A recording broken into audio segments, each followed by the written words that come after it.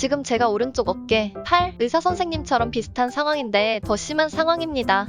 오른쪽으로 눕지도 못하는 상황이고 열중시어 자세도 팔이 뒤로 꺾인 상태라고 해야 할까요? 팔을 들 때도 어느 정도 올라갔다 싶으면 벌벌 떨면서 최대한 올릴 수 있을 정도로 올립니다. 주사도 맞고 물리치료? 흔히 하는 물리치료죠. 병원 가도 진전이 없어 지금은 아픈 상태로 일하고 있는 중입니다. 요즘 더 심해지는 것 같아 집 근처 다른 병원을 알아보고 있는 중입니다. 왜 그런 걸까요?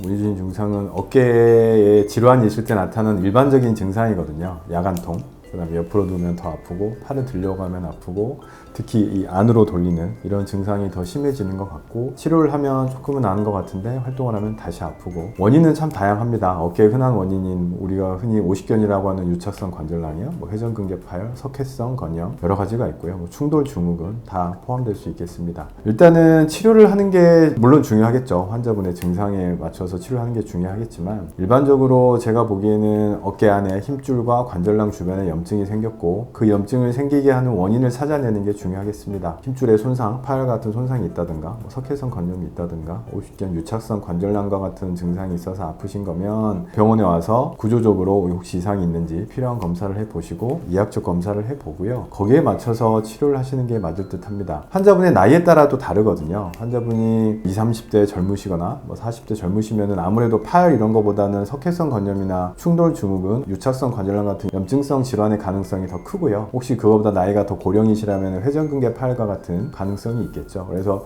이거에 따라서 치료법은 결국에는 좀 다르고 하겠지만은 초기 치료는 약물치료, 주사요법, 물리치료, 운동요법을 병행합니다. 젊으신 분 같은 경우는 근력이 약하는 것 자체만으로도 무리를 하다 보면 쉽게 올 수 있거든요. 그런 경우에는 제가 말씀드린 것처럼 저도 구조에 이상이 없었지만 통증이 있어서 근력 운동을 좀 병행하고, 물론 근력 운동을 시작하기 전에 관절 운동을 먼저 부드럽게 만들어서 하는 게 중요하겠죠. 이런 단계적인 치료들이 꼭 필요합니다. 그래서 지금 환자분 증상은 어깨가 안 좋을 때 나타난 일반적인 증상하고 준수하기 때문에 환자분의 진단은 이거고 치료는 이렇게 해야 됩니다. 말씀드리긴 좀 애매하고요. 제가 일반적인 원칙은 좀 말씀드렸습니다. 이분은 주사도 맞고 물리치료도 받았는데 치료를 해도 진전이 없으면 수술을 해야 하는 건가요? 무조건 수술을 하는 건 아니고요. 그 원인에 따라서 치료 기간이 되게 오래 걸린 경우가 있고, 저는 항상 이렇게 설명드려요. 우리가 헬스클럽에 가서 이제 운동을 해보려고 마음을 먹었어요. 헬스클럽에 가서 이제 운동을 끊었단 말이에요. 근데 일주일에 한두 번 가고 해서 금방 몸이 변하거나 좋아지지 않죠. 일주일에도 최소 그래도 한 두세 번 가고 한 3개월은 꾸준히 해야 근력도 붙고 몸이 좋아지잖아요. 사람 몸이 그래요. 그래서 한두 번 주사 치료하고 약물 치료하고 호전이 없다 그래서 좌절하지 마시고, 또 대부분 약물이나 주사 치료도 우리 몸에서 반응을 해서 효과를 나타내려면 시간이 좀 필요합니다.